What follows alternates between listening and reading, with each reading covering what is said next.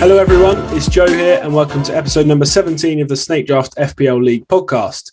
In this show, we'll be going through all the key issues in Draft Fantasy Premier League. There'll be a bit about our league, which is hosted by the website Draft Fantasy Football. We use official FPL scoring with the addition of Kante points, which are 1 extra point per every 2 tackles or interceptions. So while we're focused on DFF, what we chat about will also definitely apply to official FPL and Togger style Draft Fantasy as well. We'll also chat through a couple of general football and fantasy topics such as team and player comparisons. If you're listening on audio and you haven't seen the YouTube channel, I definitely advise going over there because we do a few more bits than just a podcast. Snake Draft FPL is a 12-man head-to-head league, and I'm joined today by 2 absolute reliable guys, the best people in the league. They're both hungover, but they just turn up anyway. They don't dip out of the last minute. Connor. Mike, how are you feeling? You feeling a bit rough? A little worse for wear. Me and Nick went out last night, had a few beers. A few. All day, to be fair. Went out for the Saints game. Good draw. Saints Spurs, good draw. It was a good night. I'm good. Good. And how are you feeling, Nick? I'm all right. Didn't wake up with a hangover. Remember most of the night, which is pretty good. And I went to my first football game yesterday. They think we're experts, Nick. They think we're experts. Disclaimer, me and Mike have been to many football games. Good. Well, I'm glad you're feeling better. I just noticed his background as well. He's got rugby. It's so annoying. It's disgusting. Yeah, I was fearing the worst when Connor dipped, and then we couldn't get hold of Nick because he's watching Harry Potter and his phone was in the other room. And then Mike wasn't planning to come on because he was hungover, and I thought, fucking hell, we're gonna have to. And I was thinking, when are we going to be able to record it? I can't do it tomorrow. And I was thinking, well, if we can't do it today, we're not going to be able to do one. So we managed to get there in the end. Right, let's kick off then with the Game Week 19 review. If you don't realise what's happening, we're recording as the Game Week 20 games are live. So the Chelsea Brighton game's just kicked off. So there will be points updated as we go along. But we'll try and keep that to a minimum. But the Game Week 19 review we'll start with. Nick, 42 points for you, a win against Connor. You got 37. How was your week? The problem is when you play Connor, he has 5 United players, and they were playing Newcastle. So obviously, I was comfortably ahead going into the final game of the game week for me and Connor, but. Luckily, United did it. United and were abysmal, and Newcastle played well and probably should have won the game. So, stress-free game week for me, really. And Lukaku scored just to put a cherry on top. He's also scored this game week, but which is good as well. So 2 on the bounce for Lukaku, which makes me happy. I think the words you said a minute ago, what did he say, Mike? I think he said, if DCL starts banging, I'm definitely going to win the league. That's what he said. Win the league. I just want to make sure we get that. Disclaimer, possibly got carried definitely going to win the league if DCL starts firing. He's got to play a match first, right? I was going to say, so far he's got you 0 points. So that's a big if. Okay, and yeah, Connor, a bit of a shit week for him. If it wasn't for Hudson-Odoi, it probably would have been embarrassing. But yeah, decent week for you, Laporte and Lukaku and Odegaard. That did kind of come out of nowhere, Nick. I didn't expect you to pick him up, and he's done well for you, hasn't he? I've had him for the last 4 game weeks, and he's returned 9, 4, 7, and 9. So it's another Bernardo Silva inspired pickup there from me. Love those attacking midfielders. All right. So good. I think Connor dropped him because he didn't get any points. Yeah, he did. Well, I'm going to talk about Odegaard in a bit actually because he's in one of our would you rathers, but there's something going on there, so we'll talk about that a bit later. Next up was me. I got 45. I beat Mac, who got 29. Mac's week was not great, to be honest. He got a bit unlucky with some of the postponements, but you got a Sanchez clean, a Dyer clean, Cancelo assist, and that's about it, really. Load of 0 pointers. It was a very stress-free week for me, which is kind of a new thing that I'm hoping will continue. I got 45. it was basically, I mean, when Kieran Tierney scored against Norwich, I thought I've almost certainly won now. Smith Rowe come off the bench and got another goal, which is nice to see. De Bruyne is starting to hit a bit of form, so hopefully he can continue that. But I'm happy to win considering I didn't have Jota and Jimenez, who both had postponements, and they're kind of a big part of my team. So pretty happy to win there. Moving on next, we'll go over to Mike 25. That's not great, is it? Was it postponement troubles or was it all sorts of stuff? Yeah, it was postponement, COVID. I had 5 players play. That was it. So it was a pretty terrible week for me. So I don't know how I missed this, but somehow, 25 points and Jorginho got 15. Yeah. You got 25. Great player. That's unbelievable. That is incredible. When one of your players get 15 points, you're expected to get like a big haul that week. But like 25 points. Yeah, that's brutal. That is. I think brutal. if I had a full team, I reckon I'd have beat Nathan. Even he admitted that as well. Probably because Nath got 11 out, didn't he? So that's kind of all he needed to do to beat you, really. Yeah. I thought Nath was going to on a banging score because we were at the Saints game, obviously, and I just saw like Benrahma goal, Antonio assist, and obviously he's got both of them. And then he got that Brighton clean sheet as well. I was thinking, fuck me, Nate's going to be absolutely smashing it this week. But 41's not actually that great, is it? That's like kind of 41. You expect to have like quite a close game. So yeah. Decent, half decent week for him. But Nate gets all the luck. We all know it. Very true. Okay, then elsewhere in the league, Brad beat Ben 59-18. That is an ass whooping. Brad had a really good week. Brad had a very good week. Yeah. It was the City and the Spurs games, weren't it? That got him basically all his points. That Sterling, Hall, Lucas Moura, Hall, Emerson, Hall. And basically the rest of his team just the odd smattering of points. But 59 is a great score. It's not often you get 3 players with double digits. No. That's pretty, pretty rare. And looking at Ben, I mean, spoiler alert, Schmeichel got -1 and Ben dropped him because of it. And 15 points the same week. And then this week 15, so a 16-point swing for Schmeichel within 2 weeks, and Ben's on the wrong side of both of them, which is I feel bad for him for that because Leicester did look really bad defensively, and then he turns around and gets a clean sheet to pen save. So got to feel for him for that, really, especially as Reece James gone off injured for him tonight as well. So Ben's. I think the quote from the chat was, "This is my last year. I'm never fucking playing this again," or something. Yeah. So, if Reece James is if Reece James has got a significant injury, he is up shit's creek without a paddle. And that's his best player by far, isn't it? Yeah. Is Gallagher COVID? He does. He's tested positive, but he's not got symptoms apparently. So if he gets a negative test, he can come straight back. Yeah. So he could potentially be back next week, but probably unlikely. Yeah. But at least he's not like ill or anything. So that is that. Next up, John beat Bohr 37-29. That is a classic John result if ever I've seen one. John actually looked like he was on for a really good week at the start. He got quite a few returners in the first few games. Saka 16, Maddison 10. And then he got nothing else really. Bohr just had a bit of a Bohr week really. Not much going on from apart from the Lacazette goal and assists. So we'll move on from that.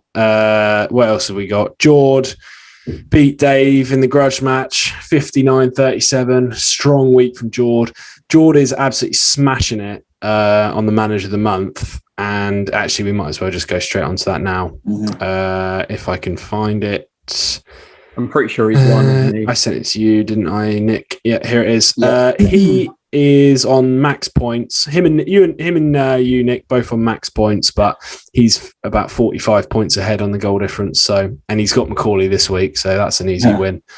Yeah. So yeah, George's had a great month, to be fair to him. It was after a bit of a shocker because he only won one, I think, in the last 4. So yeah, he's done well there. Looking at the forfeit, Bohr is the only person without a win this month, and his goal difference is pretty shit. Who's he playing this week? Do we know? Ben. Oh, he's playing Ben. Of course he is. And he's down by 7. No, he's down by 17 points. Yeah, he's got 1 point as it stands. But he's got 1 point. Yeah, and he just has Ronaldo and Sancho to play. Yeah. So yeah. Sorry. I just thought, I'm really sorry, George. He's going to kill me for this. Yeah.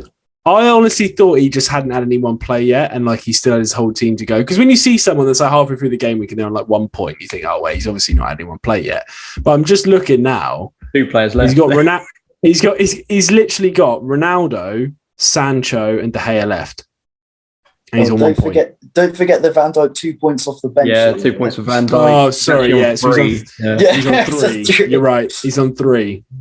Yeah. I mean, he's unlucky. I mean, a lot of his team is Arsenal, and he's got 4 Arsenal players, and they got postponed. But I mean, come on, boy, you could have dropped Tavares and picked someone up off the waivers, I reckon. But yeah, that's Did you notice pretty funny. During the waivers, he kept picking up players that were in postponed games? I had to message him saying, "Look, why do you keep picking up Everton players?" I do feel for him a little bit because the problem is the website we use, DFF, don't change the fixtures when there's a postponement. They just leave them on there. So if you're relying on that for the fixtures, which you shouldn't if you're playing a DFF because it's dodgy. If you're relying on that, you do kind of get screwed because you think, oh, that's a good fixture, and you pick them up, and then it's been postponed, but the website just don't update it. So, yeah, it looks like Bohr's going to get the forfeit then. If he manages to miraculously, if Ronaldo gets like 25 points and he beats Ben, then, it could come down to Mac or Mike, but I doubt it. So, yeah, you're probably safe from that one, Mike. Moving on to the league table. Nate's still way out ahead on 46, still 10 points clear, still lucky. He is, I don't even want to talk about him anymore. He's guaranteed playoffs now, I'd say. 15 points clear with 16 games to go. He'd have to have an absolute disaster not to get it now. So, well done, Nate. Normally, the points you need for playoffs, I think, is about 49. 49, 50 points normally gets you playoffs, I think, if I remember rightly. Actually, no. Maybe. No, yeah, it's about 19 wins. So what's that? 50, 55 points. So yeah, he needs like 3 wins for the rest of the season. Then we've got Jordan, Nick, both on 36. We have an easy every time. Yeah, every time living I win, in the playoffs. I think, right, I'm going to pull a gap from Jordan here, and he wins, or like it's very irritating. Yeah. At least you're keeping an arm's length away from that 5th position. That's the goal. Yeah, keep that an arm's length. After that, we've got the scrap for 4th, which is kind of playing out at the moment. Brad's in there at the moment on 31. John also on 31 with a lower goal difference. Dave just behind on 27. Connor on 27. Max still in there on 25. And then it's me on 22. I'm kind of hopefully going to be moving into that scrap, but at the moment I'm still down with the scrap for the second Sacco spot with Ben and Bohr, who are both on 21, and then we got Mike down the bottom on 16. I think Mike. Oh no, never mind. I was going to say I think you've gone to the lowest score in the league, but you haven't because I forgot about Mac. Obviously, I forgot about Mac. I think as well. I should overtake Bohr on score as well. All depending on the United game. Yes, you probably will. I would have thought. Yeah, you probably will. I joined you in the 900 club this week as well, Nick. Yeah, love nice to be there. Yeah, me, you, and Jord, 2nd, 3rd, and 9th. Yeah, well, obviously means you have the 3rd best team in the league, right? According to that's what Jord said. That I know. That's all what he said. Yeah, that's what he said. I'm pretty sure he said that. So yeah, it was something. Yeah, something like that. All right then. let's go on to our sort of discussion topic of the week. We are going to do what they did on Monday Night Football. Jamie and Gary did their mid-season awards. So from each of you, I'm going to ask for best player of the season so far, best young player, best summer signing, and best coaching performance. So, the best manager so far.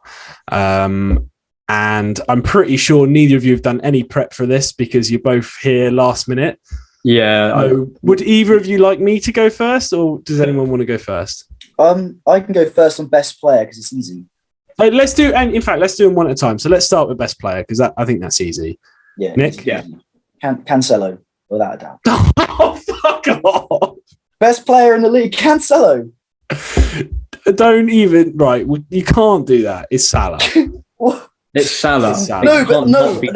What I'm saying. No, you're obviously joking. No, I'm being serious. You expect Salah to do well. You expect him. You don't expect this. You don't expect Cancelo to be performing at this high of a level, having such a pivotal role within possibly the best team the Premier League has ever seen.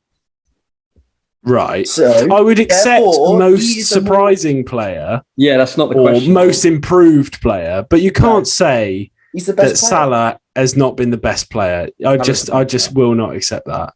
I mean, like we're in game week 20 and Salah has got 15 goals and 10 assists.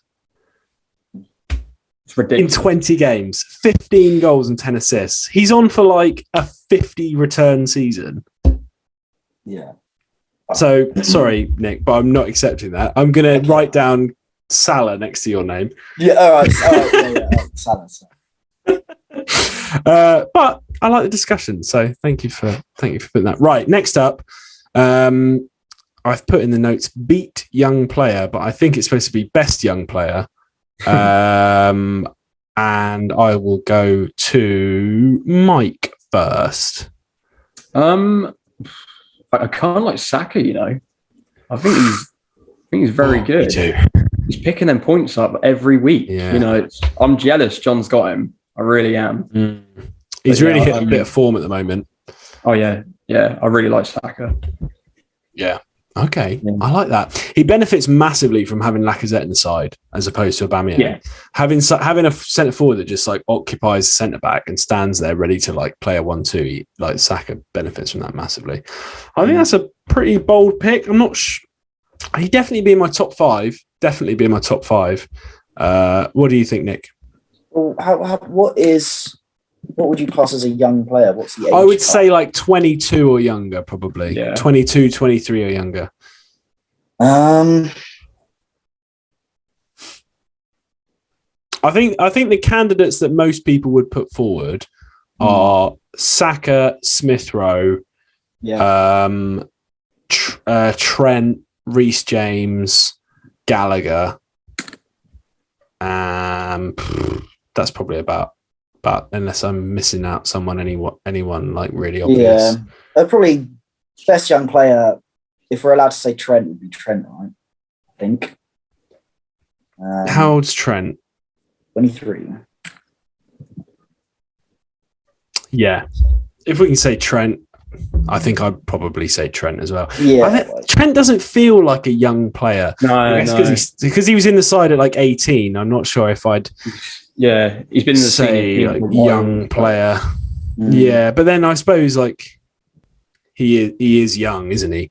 Yeah. But yeah, I'd like to say Smith Rowe, but he's still scoring, but I think it's a bit jammy now. Yeah, like he was playing really well and like was deserving of his like goals and assists he was getting earlier in the season, but I think now he's just kind of been a bit fortunate the last few weeks to get the goals, and so have I, owning him to get the points he's got. So yeah, I think I'd probably go Trent if we're taking Trent. But then I think 23 I think is the cutoff for like the actual thing. So I think it's Trent for me. If we you could also argue Ramsdale is also one of the is up there.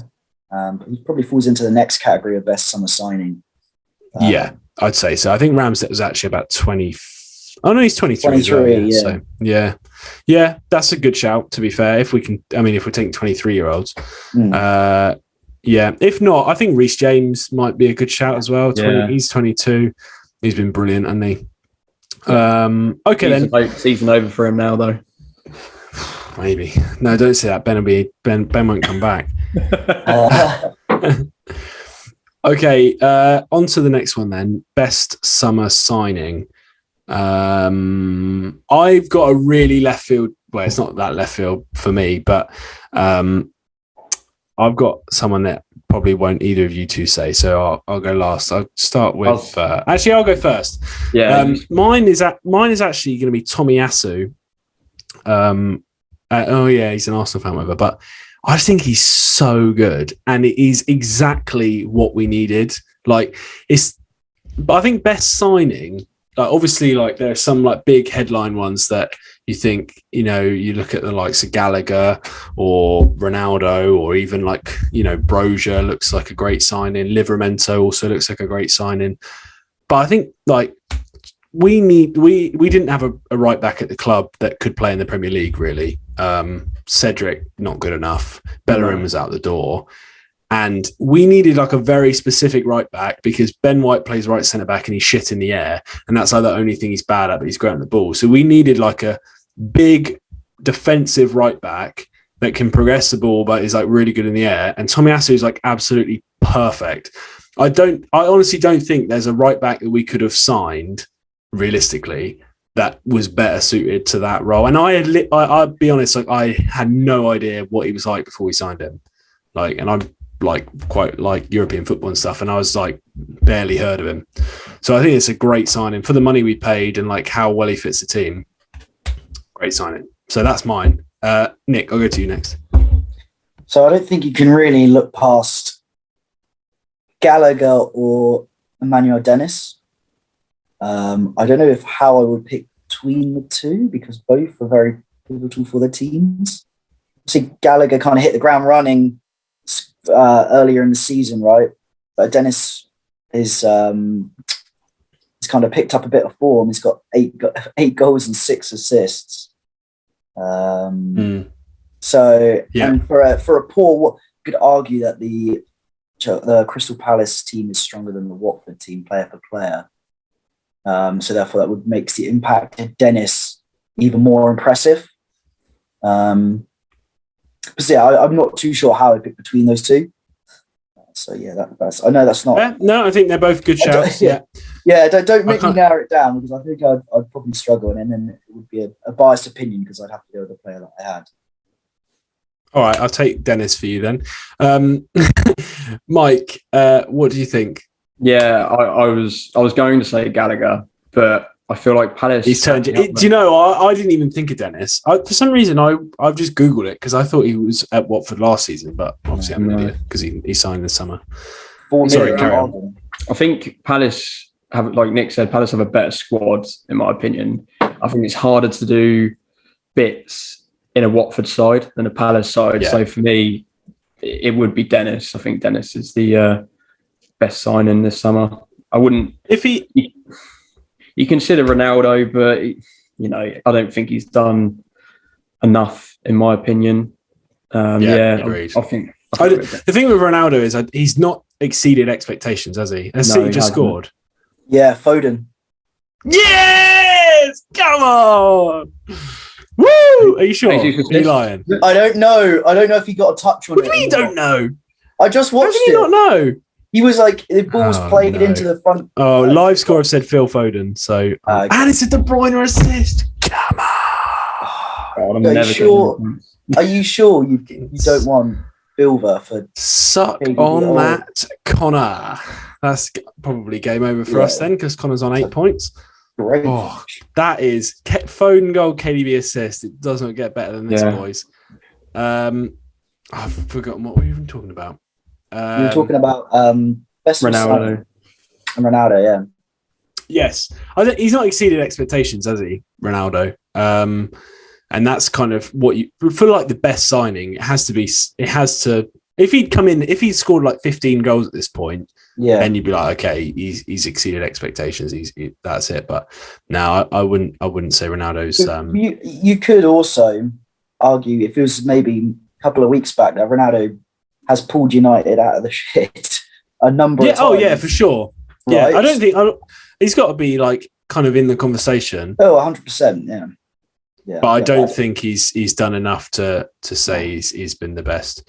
I think as much as I love Tomiyasu, I kind of forgot about Dennis.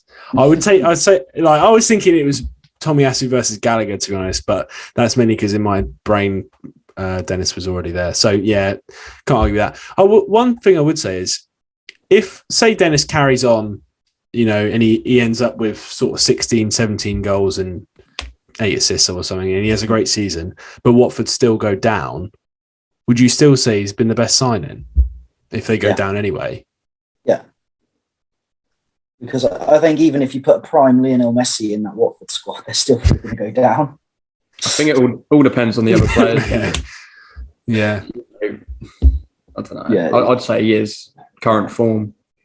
If it ended the way it is with every other player, I think Dennis would be still be the better signing. Yeah, fair enough. Sorry, I'm just mugging Connor off in the chat because I feel like he deserves it. I don't normally go on the chat during the pod, but okay, right. What's next then? The next one is best coaching performance. I really struggle with this one, to be honest. So I'll go to Mike first. Let me get up the league table and see if there's anything that jumps out to me. But I was thinking about it, and I've struggled with this. I've got. So are we going on like the manager, how the team plays? Like the manager that's got the most out of his squad. So like not just the best team, but like the manager that has got more out of his team than like their individual talent. I would say that's how I would describe the best coaching performance. Okay. Like that could be Pep. That could still be Pep if he's got more out of his team than the individual players are, worth. That could still be the best team in the league. Yeah. Or it could be, a shit team that are doing all right because of the manager's got them ticking. Yeah, I do have possibly a bit of a left field one here. Go on then. But I feel Arteta.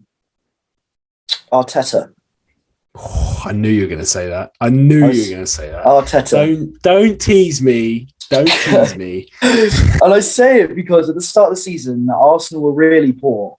And they were really poor. And now they're playing some divine football. And they're playing, when you watch them play, I think they play it. I mean, it's not quite like City's, but it's that sort of ticky-tacky style of play, isn't it? And it's just nice to watch. And I think there's no one in that squad, right, who I would be like, that's a world-class player, right?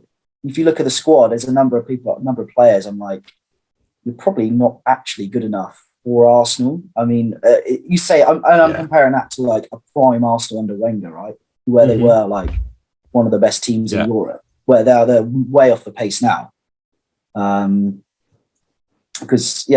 going to go with Arteta. I think that's. Do you know what? And I always get like memed for being like Arsenal fanboy or whatever, but I do think Arteta is doing a very, very good job, and I think it kind of helps that he was having such a tough time of it because he's now not getting any hype really at all because there are plenty of Premier League fans who have written him off as shit, which kind of helps him because he's just kind of under the radar doing a really good job without having like to deal with like, I don't know, sometimes when managers or players get hyped, it can like really negatively impact them even if they don't want it to. Yeah. So I think he's doing a great job. At the moment, especially. And the thing is, like, Arsenal especially are quite up and down. Yeah. Mainly just because it's such a young team. But I think you've got to give credit to him. Like, there's not many managers in the league that would go out and play like an average age of like 22 It's pretty crazy. And yeah, it's a long-term thing, and I think he's doing a good job. So I agree. I do think that if Arsenal signed like a decent striker, like a 20 goal a season striker, they would. If they didn't have Europe, like if they dropped out of Europe early, they could probably push for the title. I think. Give them a season or two. I don't know. In a couple of years. Yeah, not right now. So I'm talking in the future. They sign someone in in the summer window, bed in for a season, and then they're there. Right? They got Smith Rowe's got potential. So has I'm gonna butcher his name. Odegaard. That's Odegaard. Yeah. Yes, nice. There's a number of players in that team. The quartet of Saka, Odegaard, Smith Rowe, and Martinelli are probably 4 of the 10 most exciting players, young talents in the league. I would say. Yeah. They're all 4 of them are in the top 10. I would think. And that's quite rare, isn't it, to have a real core of players that are all really exciting. The only thing I worry about is injuries, because Smith Rowe has been very injury prone up until this year. This is his first full year of actually playing football without having a decent spell on the sideline. So have to wait and see that. All right, Mike, you've had some time to think. What do you reckon? Yes, I was actually going to say Tuchel. I like the way if Chelsea are playing football right now, but he just took off Christensen and put on Chalobah. So does that have you got both, haven't you? I got both. No chance. So that guarantees a 1 point for each of them, which is funny. That's the worst case scenario. That is hilarious. I am getting sick of these Chelsea players. You picked more up. The seat is obviously Thiago Silva. He's done the Jordan Russell tactic of pick them all and then someone's going to play. One of them's going to play. Half each. Yeah, so obviously Thiago Silva got injured, didn't he? Possible hamstring. So I thought I'll pick up Christensen. He's bound to play. Good pickup. I thought he'd play, and he did. Yeah, and he did play, but Tuchel. Why has he gone off then? Because it's Tuchel. He did get. Did he get a knock in the first half? Because he was on the ground for a bit, wasn't he? I was about to say he's got a bit of knock, right? Yeah. It's just annoying. Why don't you just play Chalobah at the start? Okay, so are you going to stick with Tuchel? No, I'm not. No. Okay. Arteta, just because I love the fact that he's actually playing the youth, which is what they should be doing anyway. Yeah. I think they're doing really well, and not playing Aubameyang is the best decision he can make. To be honest, I will say it is a fucking big call to okay, he's always late for training. Everyone knows that. And even so, it's a big call to he's our highest earner at the club, and he's on our biggest ever contract. And it does take a fair bit of bottle to be you're not playing anymore. That's it. And I think, I don't know this for sure, but reading between the lines, it looks like they're gonna discuss it after AFCON. He's just not gonna play until AFCON. So that takes a lot of bottle. So yeah, I think looking down the league table now, when you think about the squads, I think probably the 2 clubs that are overperforming in terms of league position the most, probably Arsenal and West Ham. I think David Moyes has done a fantastic job. Yeah. And I think he's just perennially underrated. I just think he's such a good manager. I think I would probably go for Moyes. As much as I love Arteta, I do think their squad is pretty average. It's good, and they do have good players, but it's not. Yeah, you wouldn't look at it and think, they're challenging for top 4. Yeah, they don't have. They don't have those star players. Even though Arsenal, have a world class player, because I'm comparing that to City, Chelsea, and Liverpool. They still have some class players. Where Liverpool's players, they're all on form, right? They're all on form at the moment. But there's none of them. If they stood out, and none of them that stand out, right, at the beginning of the season as what a pickup, what a player he is, right? Yeah, West Ham don't have a player of the profile of Saka. Profile of player. And Saka's not world class. Saka's not a world beater, but they don't even have someone of his I mean, talent-wise, I think Bowen's just as good as Saka, probably, but he's not that sort of echelon of player. He's not considered in the same like tier. They're different. Like Bowen's in his absolute peak, and I just think he's done a great job, to be honest. So yeah, I'd probably go for Moyes, and I'd probably say the same last year as well. But yeah, I just think he's brilliant. Okay, next topic then. We are going on to Would You Rathers. And the first one is Nick's boy Odegaard versus James Ward-Prowse. And for this one, I'm going to say ignore Kante points, because a lot of people don't play with Kante points. So just ignore Kante. This is based on just sort of minutes and attacking returns, not Kante points. And just going back to what you said at the start, Nick, about Odegaard, our system has changed, and he was a bad pick a few months ago. He was playing in like a double pivot almost, wasn't getting forward, wasn't getting in the box, and was just like a ball progressor. But now he's literally playing, since Aubameyang's gone out of the team, he's playing like right up behind Lacazette as like a proper number 10. And he fucking reminds me of Ozil. Like, I can't stop looking at him thinking, oh, it's Messer. He's back. I watched the Arsenal game the other day, and watched some of like the match of the days recently. But he's always like commanding for the ball. Like he's always like that. Like he'll play the ball off and then make a run and then come for it back. The play always seems to be going through him. And that's why I think I picked him up at the right time. So it's not even close for me. James Ward-Prowse is not like, I don't even think they're different. They're different types of players. And James Ward-Prowse is a good player for Southampton, but if Odegaard is just a different level, I think. I think the thing for me is that the only thing that I think levels it, or not even levels it, but brings it close, is the penalties. Obviously, JWP has penalties, and you would expect them to get between probably 6 and 12 penalties a year, and he has a great record. So you'd think that's probably 6 to maybe 8, say like, well, maybe not 12. 12's a lot, but probably 5 to 10 goals extra that Odegaard just won't get because he doesn't take penalties. So I do think it's quite close, but I would also go Odegaard. I just think like the amount of time he spends in the box for me is like, that makes all the difference. What do you think, Mike? I think Odegaard's probably the more attacking player. He's more likely to get you goals and assists. But then again, Prowse, his set pieces, if he's on a free kick, you're kind of thinking he could score this. And every single one, you're like, oh, God.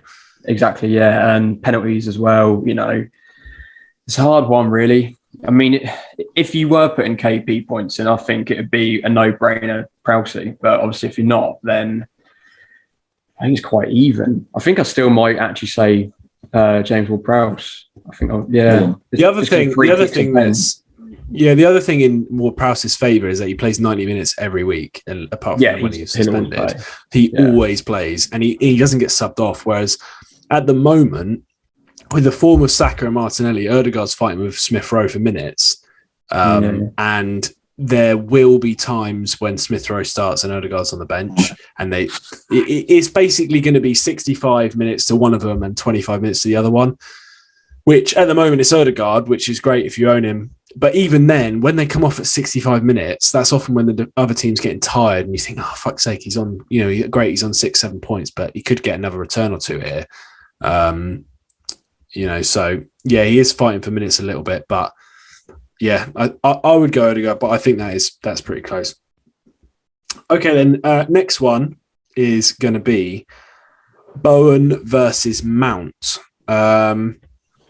I think this one's tough, personally. Nick, you own Mount, don't you? Is that right? Yep. Are you sticking with your boy, or would you trade Mount for Bowen? Oh no, would never trade him for Bowen. Okay. I think on that one, possibly depends on what your team looks like, right? So even if Mount doesn't play, he still plays for Chelsea, so they could go and spank someone 5-0, right? And he'd come on at like 60th minute and he could bag 2 goals. But then he could not play for another couple of games, right? So So therefore, like he could get a haul, like you get a big amount of points one game and then not play for the rest of it. But if you're getting points from the rest of your team, then that's more beneficial if you're playing someone who's like it's a high scoring week. Where the Bowen, yeah, I could call Benrahma then. Bowen, over. Yeah. But where Bowen plays week in, week out, right? But I don't think he's going to get as many points per game. He can score more consistently, but he won't get the big hauls that might come in handy, like to turn it around. I would go with Mount. Okay, I'd actually go Bowen. Really? Yeah, and I just think I mean, it's hard. It's always hard when there's someone that's in really good form, and Bowen is in the form of his life, and it's hard to think this is not going to continue because, like, I don't know, when you're watching someone and they're in form, you watch them, you think they'll do this every week. He's so good, but that is what form is, and it will slow down. I mean, his like every touch is turning to points at the moment for Bowen, and that will slow down. But I still like him. Mainly, it's the minutes for me. Like I was just about to say about that because just to jump in. Bowen plays 90 minutes every week. Yeah, so Bowen has played over 500 more minutes this season than Mount, right? And there's only 5 that's points a lot. scored. Only 5 points. Bowen has only scored 5 more points throughout the whole season. So that's really? what I was. Yes. Yeah. So I think if they both played 90 minutes every week, I'd go Mount. I think we probably all would. Mike's almost celebrated something there. What was it, Mike? Moplay nearly scored. Have you got Mo? Fuck. Oh, Yeah. no, You haven't even got him. No, but Connor's got Nick's him. Nick's got Mendy. Oh, And now, I need that clean sheet to go. I'm not going to lie, okay. Mike. I could do with the clean, lost. actually. I think I've lost, but I Listen, won't Nick, give up. Mike is one of those people that he is in it until the final whistle. Yeah. This is true. I've seen him celebrate a clean sheet wipeout in the 90th minute of the final game of the season when he's like 30 points down. He's like, yes, there goes his clean sheet. I said, Mike, that's not enough, mate. He needs about 4 red cards. Well, at least he's not getting that. So you know what, Mike, you do you. You keep going. Yeah, that's funny. So I'd go Bowen, but I think Mount's probably the better pick, actually. The more I think that you've kind of swayed me there, Nick, with your minutes and your points and your fucking numbers. Because that you'd think going forward, Mount is the preferred choice. Even if he doesn't play every week, you think he is the guy that starts. That he's in the best 11, right? So you think he's going to play the majority of the minutes. Do you know what? I just don't like Mount that much, and it's really hard. I just don't like him. I don't know. I just don't like him. He's such a great player. He's a skate. He's a skate. He is a skate, but it's not even that he's a skate. Like, I don't know. There's something. It's not that I don't like him as a person, or like I don't like the way he plays football. Like I would like watching him play. I don't like him as a fantasy pick, and I don't even know why. Like, there's nothing about it. You don't like him? I loved him so much. I dropped him first. He was my first pick. I never would. He wasn't on my list. Like this, I'll let you in on a little secret here. Mount wasn't on my list because I knew someone would pick him earlier than I would want to. So I just didn't bother putting him on there because I thought there's no situation where I think, oh yeah, Mount's like available and he's my next option. So I just didn't put him on there. But yeah, it's sometimes you get that. I don't know if you two get that where a player just like, despite good performances, just doesn't. I don't know. He just doesn't do it for me. Yeah, Mo Salah. Yeah. Okay, moving on. Right. Sorry, Mike. Have you gone? You haven't gone yet. I've been talking. Yeah, I was going to say Bowen. He plays every game, and it doesn't matter who they're playing against. West Ham, they were playing against Liverpool, City. You should always start Bowen because he can always score or get an assist. They score a lot of goals, West Ham. Yeah, they tell do. Dave that. I think West Ham's problem at the minute is the back. Like they've got 3 major defenders out that they need. Yeah. I think that's why they've gone downhill recently. But no, I think for me it's Bowen. I'd rather Bowen over Mount. Yeah.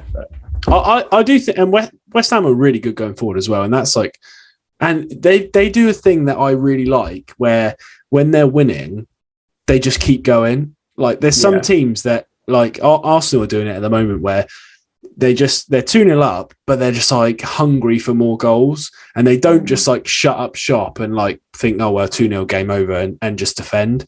So it's always nice having a player that is on a team that just love to score goals and just keep on attacking.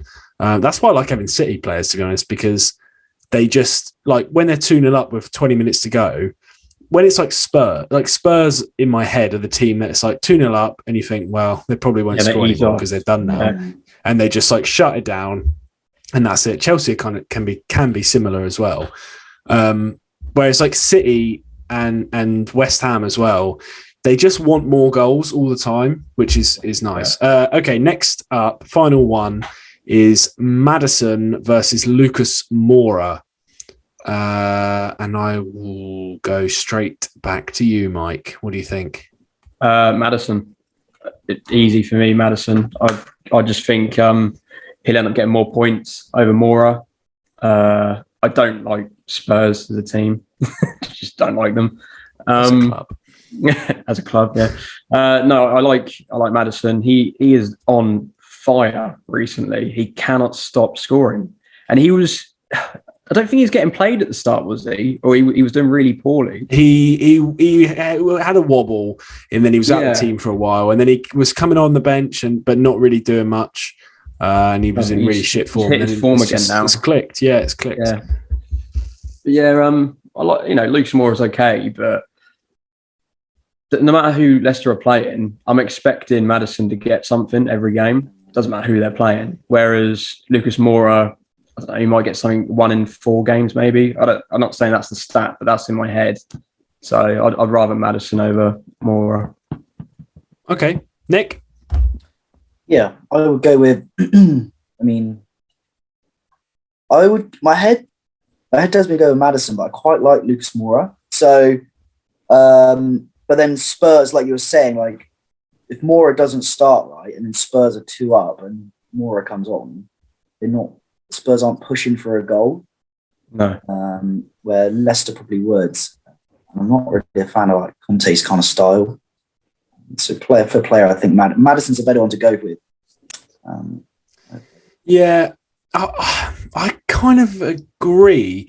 And I think it comes down to the teams, and not just because I don't like Tottenham, but Leicester, especially at the moment, have so many defenders out that they have to score goals.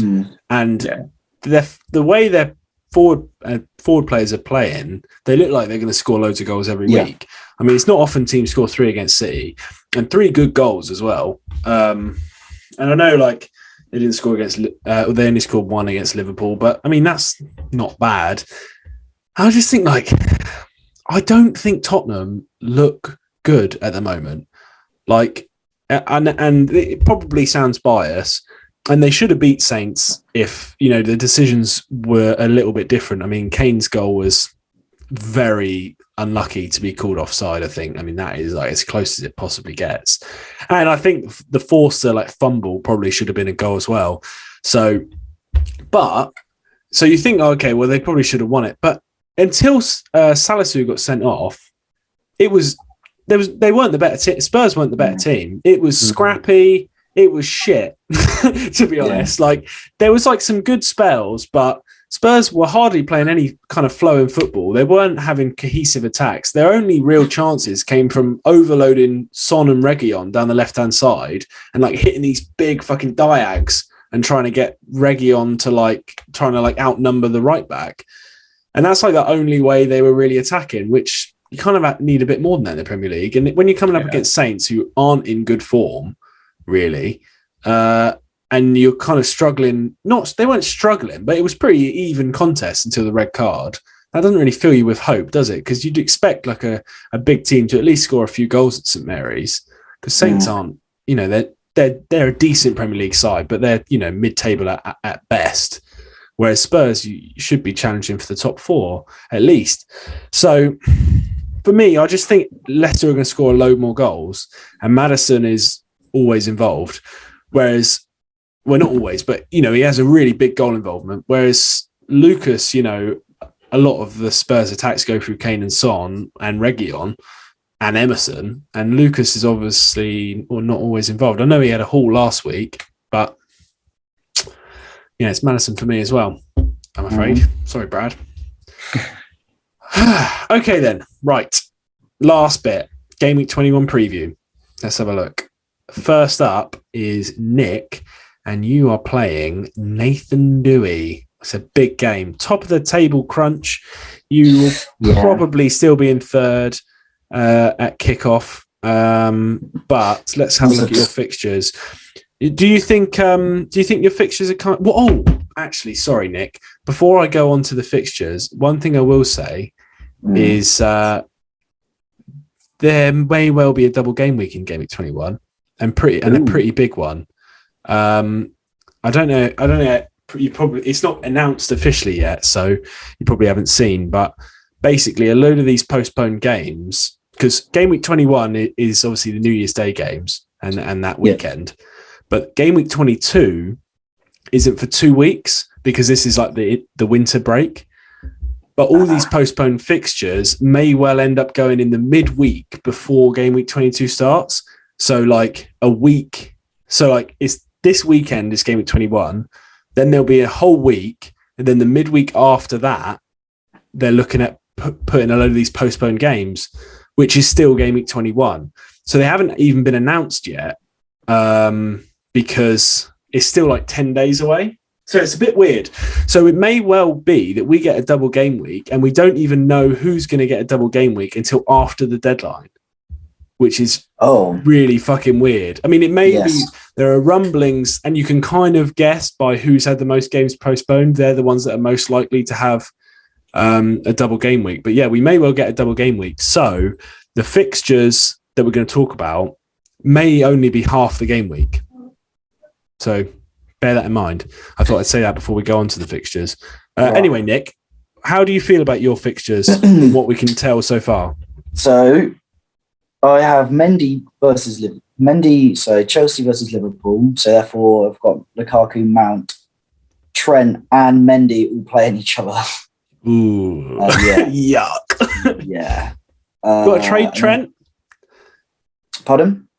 Do you want a trade for Trent? I'll give you someone for Trent. No, Trent's not going anywhere. Dave just declined my trade. I just offered Dave Bilver for Bernardo Silva for Bowen, and he's just told me no.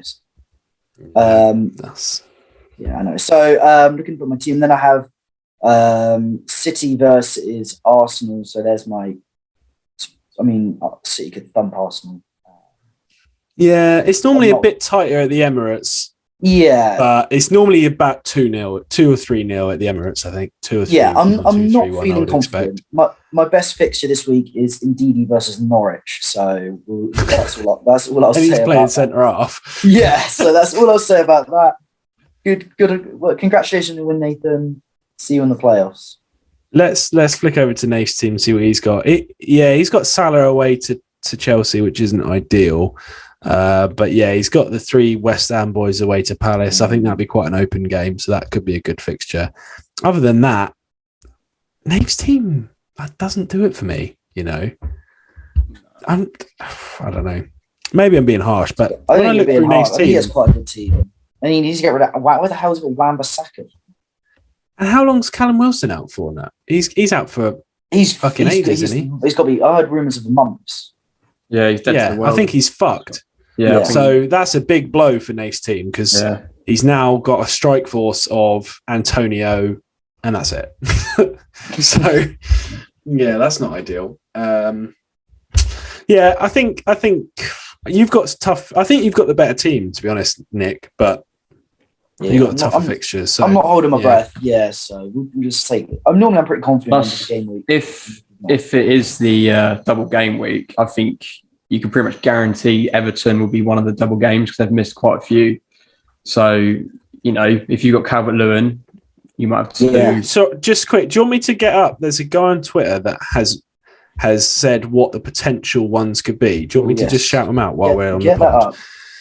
Okay, so, hang on, here it is. Right, the guy on Twitter, by the way, not to give my sources away, but I mean, he's got... it's not much of a source because he's got 170,000 followers. The guy is at Ben Krellin on Twitter, who is like the fantasy fixtures expert. Like he knows, he's a wizard of the fixtures. So he predicts that the most likely game week 21 doubles, and this is only obviously like some of the weekend fixtures could still be postponed. Yeah. So it could be you think you're getting a double, but then the New Year's Day one gets cancelled and you only get a single anyway. So it's all up in the air. But basically, he thinks the most likely ones are Leicester, who would have Norwich at home, Everton away, which is pretty fucking tasty. Then he thinks Burnley, who would have Leeds and then either Villa or Watford. He thinks Everton, which would be Brighton at home and Leicester at home. So that's pretty good. He thinks Villa, and that would be Brentford away, Burnley at home, which is fucking sick. And he thinks the next most likely ones would be Saints with Newcastle at home, Brentford at home, which is pretty sweet. Yeah. And Wolves, which would be United away, Watford at home.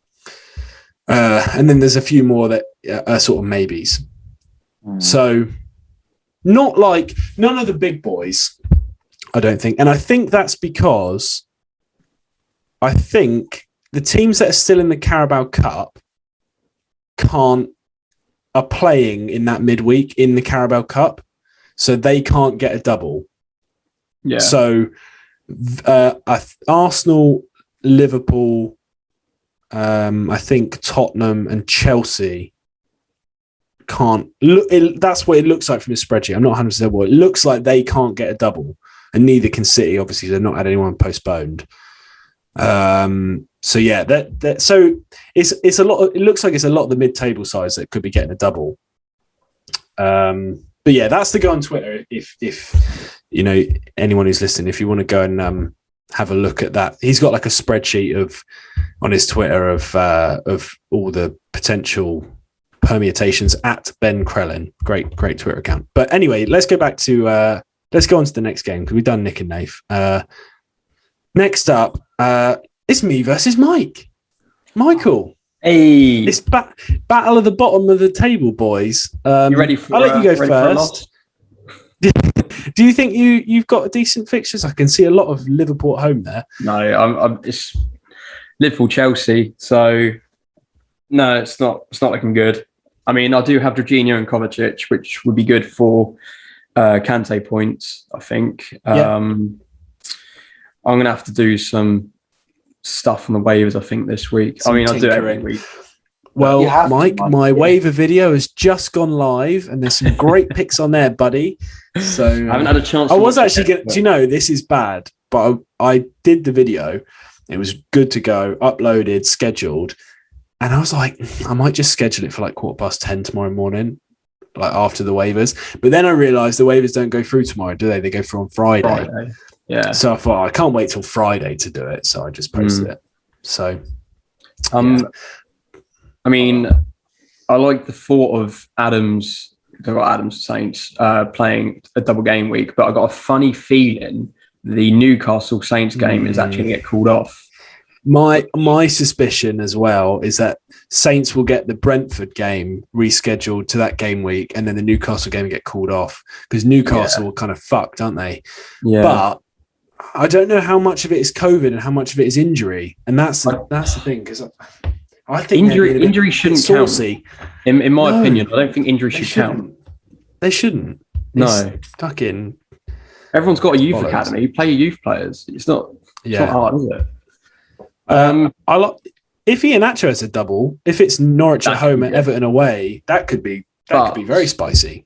I think he'll only get the Norwich game because AFCON, he should be going on the 3rd, shouldn't he? Oh yes. Yeah. So yes, that's the other fucking. You got to think about your AFCON going on. Double game week. The AFCON players won't get a double no matter what. No, they won't because they are leaving after the weekend of game week 21. So you're right. Iheanacho won't get a double. Luckily, I don't have any AFCON players. I've managed to sell them all. Looking at my fixtures, I've got some dodgy ones, to be honest. But I think everyone does. When it's like 4 of the big teams all playing each other, Chelsea, Yeah. Liverpool and City, Arsenal, that's a big chunk of a lot of people's teams. So, yeah, mine not looking great. I'm looking to bench Tierney and Smith Rowe, and I'll play Foden and De Bruyne. That could actually be all right, to be honest. I fancy them to do something at Arsenal. Brozier, if they get Newcastle at home, Brentford at home, and Brozier starts them both, that is very tasty indeed. Watkins is very likely to get a double as well, so that's decent. And yeah, mixed fixtures for me really. So we'll see. But I like my chances, I'd say. Yeah, I'm after the way the season's gone, I'm never confident. Yeah, I think for me to win, it's going to be a bit of Joe unlucky bullshit. You might get just like a couple points below me or something, but I can't see it. I think you'll win this one. Okay. You never know. Thanks. You never know. Next up, we've got Connor versus Jord. And we'll just skate through these ones reasonably quickly. Let's have a look at Connor's team. What have we got here? Do you know what? Nick, why don't you give us a rundown of how do you think Connor's team's going to go? Oh, certainly will. Let me just pull it up and I will break it down for you. So he's playing Jordan. He is playing Jordan. Right. He's got Matip and Canate. Is the Wolves United game going ahead? Yeah, I was going to say that being postponed. I think it is as it stands. Okay. But who knows? But I think so. The first thing about if the United game gets called off, Connor's fucked, right? Way too many United players here. Then his other main players are he's got Mbappé versus Everton, which could be a bit tasty, and Adam Armstrong versus Newcastle, which could be a little bit tasty as well. Obviously, with Charlie. If you had to predict how many points you reckon he's going to get, what would you say? 29. I reckon about. I was going to say about 36. Yeah, maybe I'm being too generous. High 20s to low 30s. That's a bit of a shit week, isn't it? It's a standard week for the man. His team is not good. Yeah, true. No. Whereas when I look at Connor's team, I fail to see where his points are coming from. Right? Without he's not Robertson, getting many. Without Robertson, he's not getting. United don't keep clean sheets. He gets points from Mope every now and again. Yeah, he's got the cheat up front. His strike force is terrible. Greenwood, Mbappé, and Armstrong. Mbappé, the cheat might score. Greenwood's overrated. Armstrong plays for Saints.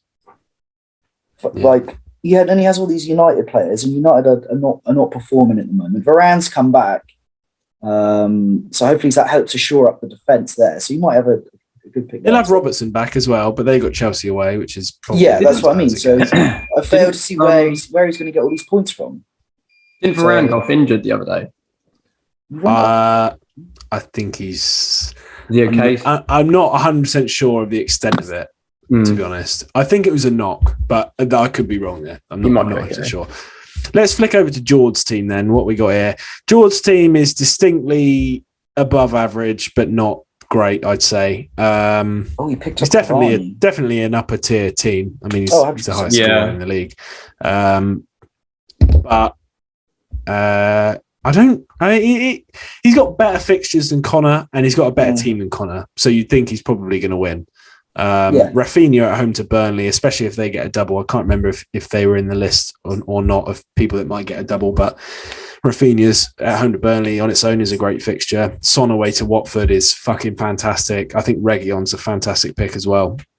And that's the kind of the core of his team. Those three basically sort him out. I wonder if he's actually going to ever drop Chilwell, because he's literally out for the season. Ward-Prowse at home to Newcastle is a good fixture. So, George's in for a half decent week, I think. I think he'll win that. Next up, Mac versus Brad. I'll go to you, Mike.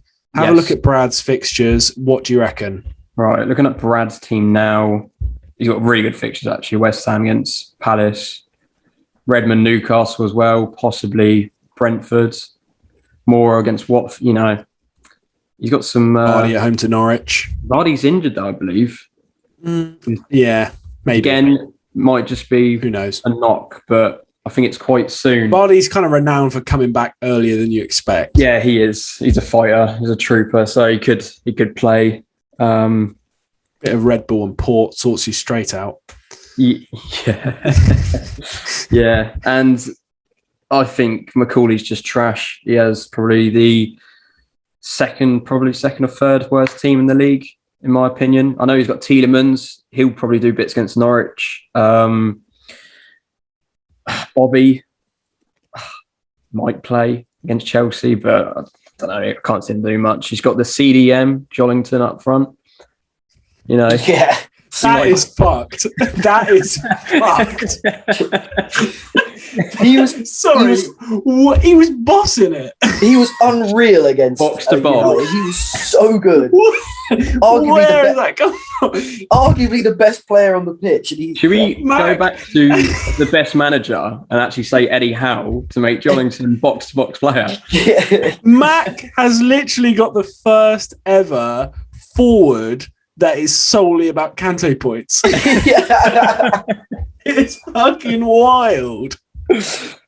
What? Yeah, that is. Where has that come from? So weird. I like it. So I weird. like that sort of I love shit like that. stuff. Fucking funny. Yeah, his team's gone downhill, hasn't it? It started bad and it's got worse. The Aubameyang thing, has really fucked him over. Because if Aubameyang had a decent season, I think Mac would be doing enough to get him like 8th, or maybe 10th. But with no Aubameyang, like his first pick, it's pretty brutal, isn't it? The rest of his team is not great. It all comes down to whether Cancelo gets him 20 points or not. Like that's kind of how his side done it. But I think Arsenal will score as well. I don't know. I just think Brad's got a better team and he should win. I could see this being an absolute fucking walloping. This looks to me like a 55-25. Like Brad's in for an easy week, if you ask me. Okay, next up, Dave versus Boar. And I think this is kind of a similar story, to be honest, because I quite like Kane away to Watford for Dave. I quite like Bowen away to Palace. I don't love much of Dave's team, to be honest. And Martinelli at home to City is obviously bad for him.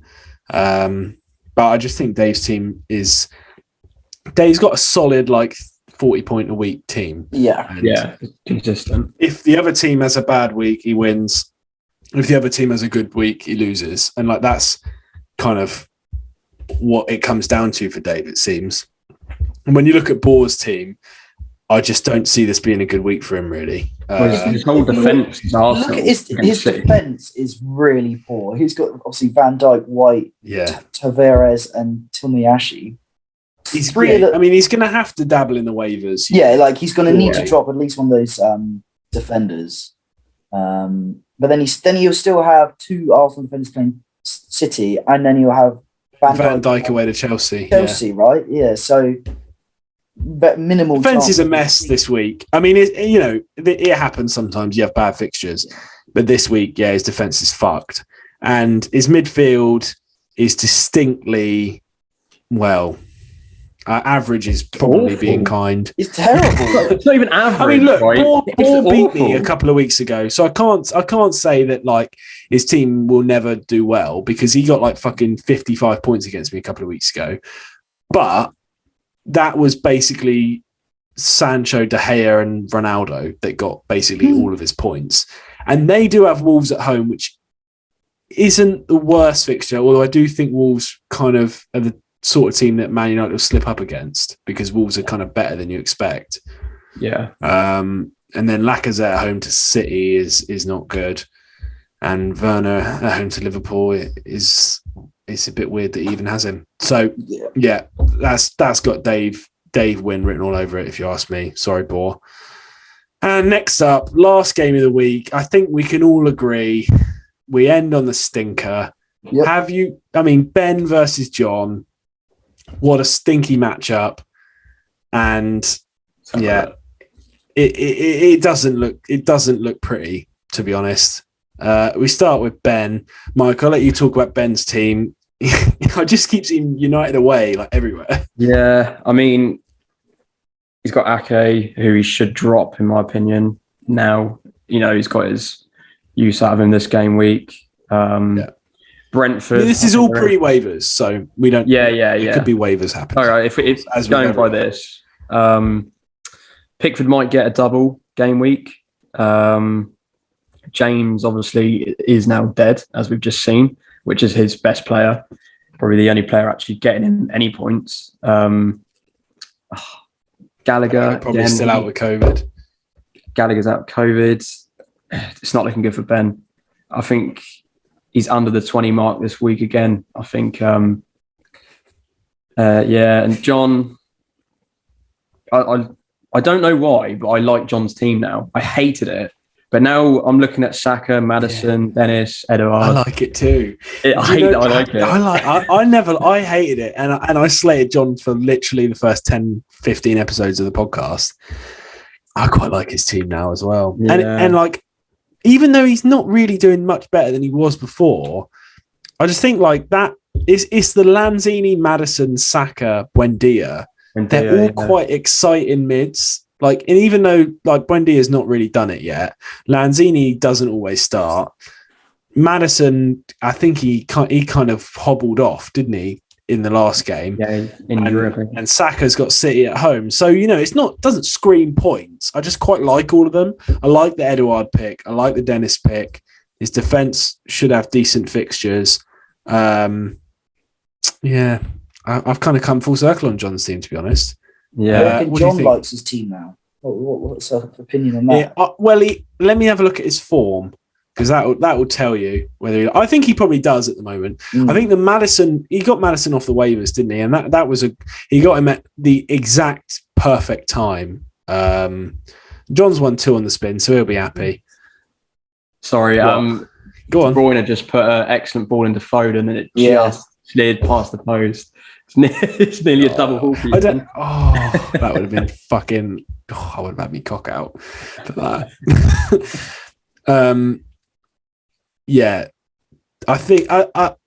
I think John's team is pretty good actually. So I've come full circle on it. Right, that does that. I think that's about it. Have you two got anything else you want to talk about? No. Not really, no. Are we still on the 3 weeks for the AFCON, do you reckon? Yes. When is AFCON? Can someone fill me in on the details? Is it the 3rd of January? I'll tell you, Nick. As of Saturday morning, there will be a video on the YouTube channel, maybe fantastic. Friday, depending on how productive I am, that will tell you exactly who's going, when they're going, when they're coming back, and who will be playing in their stead. That's my plan, and I'm hoping it's not too long of a video. But I reckon that's something that might be useful to people. Oh, Brighton have scored, I've just seen. No. 91st minute. Have they actually? It's just popped up on live score as I was talking. I've switched games. I don't know who scored. Mount's also been booked. Oh, fuck. They have, yeah. Danny Welbeck. That guy. And it's a Cucurella assist. Oh, Nate. Welbeck. Is that a thing still? Surely not. I couldn't say. Couldn't say. That's kind of fucked me, actually. Rudiger's been booked as well, so that's a fucking 1 pointer from him. Rudiger, I haven't even get red, in my opinion. He went really? 2-footed slide, and he somehow got away with yellow. And that was the 30th something minutes. On that, probably before then. Actually, I should have enough to beat Connor. I'm on 30 and he's on 10. Who have you got left to play, Mike? That should be. I've got Jesus in this game, who's going to need to get at least 2 goals, I think. That's it, just Jesus. Yeah. Yes.